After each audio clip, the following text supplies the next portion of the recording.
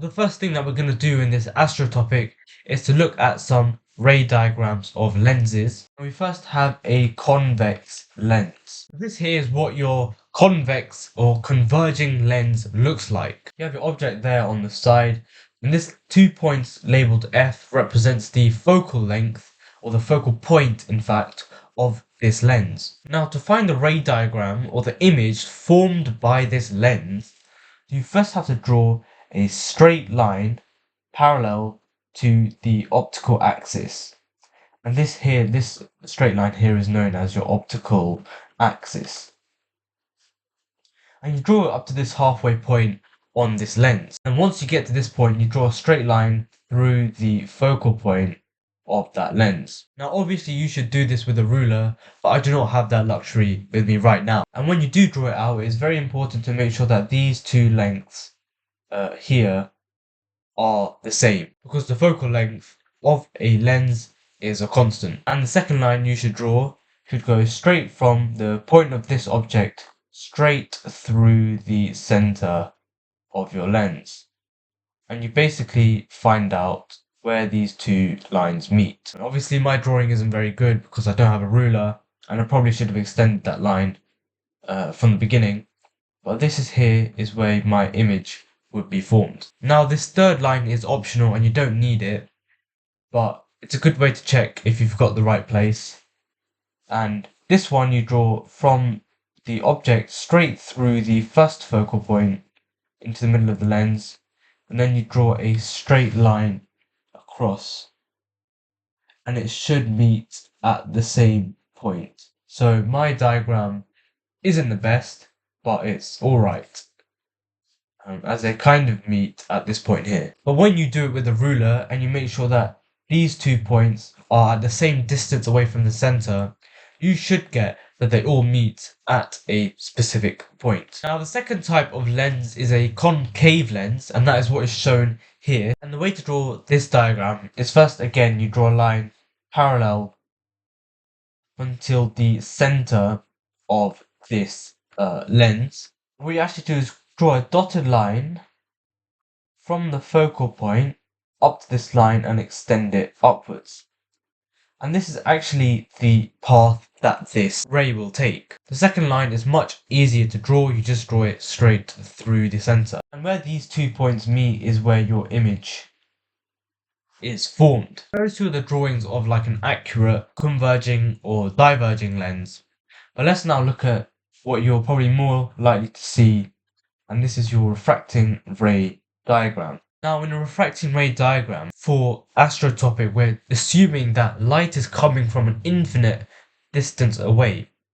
So the light from a distant star, for example, is going to be coming at an angle where all the rays are parallel to each other. Now for your refracting ray diagram, as I said, all these lines are going to be coming in parallel to each other. So as these 3 rays pass through your first lens, and this first lens is known as your objective lens, they will refract and will converge at a specific point. If you actually want to view this image, however, you need to use an eyepiece lens. What this eyepiece lens will do is you can actually adjust it, and you want to adjust it such that these rays end up being parallel again after you fix the eyepiece lens. So this eyepiece lens, you can move it backward and forward, and it will actually change the angle at which these all are refracted. And you want to make sure that these are all parallel. So that way, when you do view it, you're technically viewing at infinity. So the image would actually be projected at infinity, and it's actually better for your eyes or whatever when you do that. So this here is a simplified version of your refracting ray diagram. This here is your objective lens, this here is your eyepiece lens. FO represents the focal length of your objective lens. FE, which actually should be this length here, represents the objective lens of your eyepiece lens. Now the magnification of the image formed is going to be given by alpha over beta. Now in other textbooks or other images, they might use alpha and beta the other way around, or they might use a theta or a gamma. But the way I've drawn this diagram the magnification is given by alpha over beta, where alpha is the angle subtended from the eyepiece lens and beta is the angle subtended by the angle from the objective lens. And because we're viewing everything in such a small space, these angles here are going to be very, very small. So we can use our small angle approximation that you might have covered in A-level maths, or if you do take it, and you probably should have covered in A-level maths, and that is tan of theta is roughly equal to theta. So these are roughly equal to tan alpha over tan beta. And this is because this theta value is very small. Now tan of an angle is given by the opposite over the adjacent. So tan of alpha is going to be equal to this h over this length here, which is FE. So we get h over FE, and tan of beta is given by h over f naught. And if you simplify this, this will give you FO over FE. So the magnification is also equal to the objective focal length over the eyepiece focal length. Now the problem with using a lens diagram is, let's say you had white light and you refracted it through this convex lens. What you'd actually see is that red light would bend this way and blue light would bend even more. And this here is known as chromatic aberration. Chromatic aberration is where different colors of light refract at different angles. The problem with using refracting lenses is that they will cause chromatic aberration. Now, instead of using a refracting lens, you could actually use a reflecting lens or a reflecting mirror. And let's see what the ray diagram of that would look like. So if we had light coming into this spherical reflecting lens right here, we would see that these two rays would meet at that point there. Now the problem with a spherical lens is that, let's say we had another light ray coming in parallel. These two light rays would, let's say, actually meet at this point instead. And you can see that these two do not meet. This here is known as a spherical aberration. This is where reflected rays do not meet at a single point. And the way to overcome spherical aberration is to use a parabolic mirror instead. And that means it has a shape like this. And a ray diagram, sorry for being a bit messy, would look something like that. It doesn't need to be accurate. And unlike the lens diagrams that we saw at the beginning, there's no specific way to accurately find out the point at which it meets, unless you do like some extreme calculation that is beyond A level. So you just end up drawing 4 of these parallel lines and they just meet at some arbitrary point in the middle. Now let's look at the Cassegrain telescope, which you might be required to draw in your exam. So this here is what your Cassegrain telescope looks like. It's just a primary parabolic mirror with a little gap. You have an eyepiece lens here, and you have your secondary mirror there.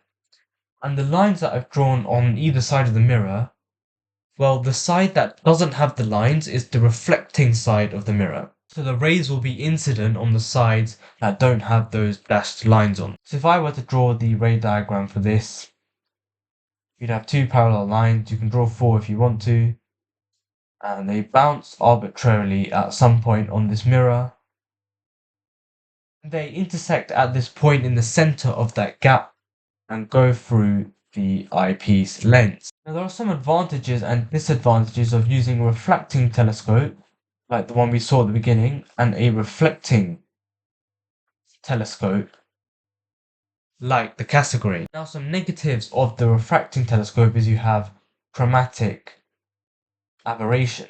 And in order to have the same collecting power or the same angular resolution, you need a larger diameter or larger length, and therefore you need a heavier or a bigger telescope. and these are obviously harder to move. Now, with your reflecting telescope, you have spherical aberrations. But these can be smaller or lighter and therefore easier to move. So in order to do the same amount of work, you can have a smaller reflecting telescope than you can refracting. Each telescope has something known as the collecting power. Let's call it P. And this is basically the amount of information collected. And the collecting power is proportional to the area of your telescope. And that means it is therefore proportional to the diameter squared. So that means if you have a larger telescope, you're going to be able to collect more information. And that kind of makes sense. Now we know that light from a source, when it passes through something like a slit, it will produce a diffraction pattern. And that diffraction pattern may look something like this. So even something like a lens, the edges of the lens kind of represent something of similar to a slit. Now what if we had two objects? Well, that would just simply produce a second diffraction pattern. And that diffraction pattern may look something like this. And these will sort of coincide with each other. Now it turns out that I have actually drawn a very specific but important scenario between these two diffraction patterns. In what I've drawn, the central maxima of one pattern coincides with the first order minima of the other. You can see that for both of these, the central maxima of the black one falls in line with the first order minima of the green one, and the central maxima of the green one falls in line with the first order minima of the black one. And this means that these two have been just resolved. Now let's imagine this scenario. It's nighttime and you're looking down a straight road, and in the distance there's a car coming at you with its headlights on. Now at first you see only one singular light, but as the car comes closer and closer to your eyes, you see that that one light actually starts to split into two. The very instantaneous moment, where you see that one big light split into two headlights is what is going on in this pattern here. The two headlights have been just resolved. And the waves that fall onto your eyes, the diffraction pattern of the waves that fall in your eyes, meet in such a way that the central maxima from one of those lights coincides with the first order minima of the other. So when you see those two lights just about to split, that is what is known as just resolved. This here actually has a name. It has a name of something called the Rayleigh Criterion. And the resolving power is given by theta is equal to lambda over d, where theta here is your resolving power. So theta is the angle subtended, and you know that lambda is the wavelength of light, and d here is your diameter of the lens. So in your eye, the diameter of the lens in your eye, depending on the wavelength of light that is reaching it, it will have a specific angular resolution or resolving power. So let's say the angle from these two sources were smaller than the angular resolution of your eye, you would not be able to distinguish between the two sources. So in the case of the headlights, the two lights would seem as one. Now, the best piece of advice I can give you after watching that video is to go off and practice some past papers or topic questions. These are single-handedly the best way to help you commit the content you've learned to memory. Obviously, go and do all the YouTube stuff of liking, subscribing, and if you found this video helpful, feel free to go and watch any of my other ones.